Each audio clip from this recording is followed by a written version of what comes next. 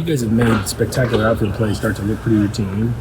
Coach always talks about how he sees it in practice too. I mean, how do you practice making like spectacular plays? Yeah, it starts in EDD, so everyday drills. You know, he'll hit us with the fungo and throw balls that are, you know, within his arm's reach, but are hard plays to make, and then just carries over into batting practice and just, you know, crashing into the wall, diving for balls. You know, people will say, "Gotta save your body," which, you know, it's said if you're playing 160 games, but in the fairly short season that we got, you know, you can afford it to make those plays, and I think it benefits the team. What about, you know, given the score and the situation you made that catch in, you know, what does it really resonate with you to make a play for your team like that? Yeah, it felt great. Obviously, when the ball went up, I knew it was going to be a close one. I'm, you know, glad to have caught that for the team, and RJ on the mound, been going at it for 4 years now with RJ, and I'm happy for him. He pitched all the game. How much confidence do you guys have? He seems to be really settling into this kind of Friday night role. Yeah. What's your sense of kind of how he's evolved into that role and how much confidence he's pitching with right now? Yeah, the team's got a lot of confidence in him. He pitches old. You know, he knows what he's good at.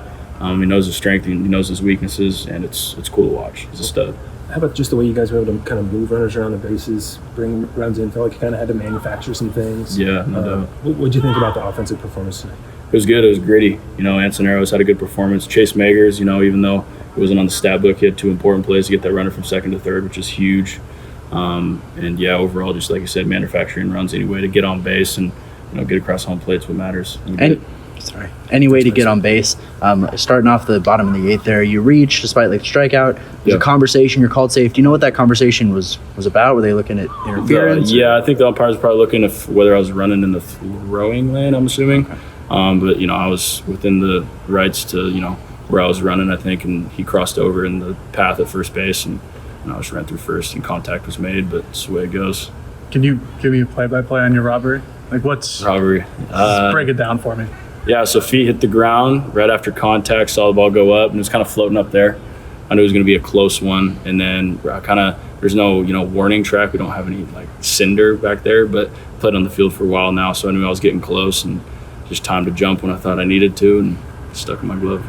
Off the bat, do you think that ball was going to be close to the wall like it was, or is that kind of like, oh, this is traveling? Yeah, off the bat, I knew, you know, obviously it wasn't a no-doubter, but it was up in the air, and I knew maybe it had a chance, maybe it didn't.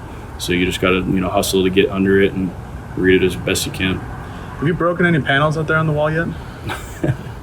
No, I've broken through a door or two, you know, that have been unlatched there in left field, but no panels yet. Maybe tomorrow.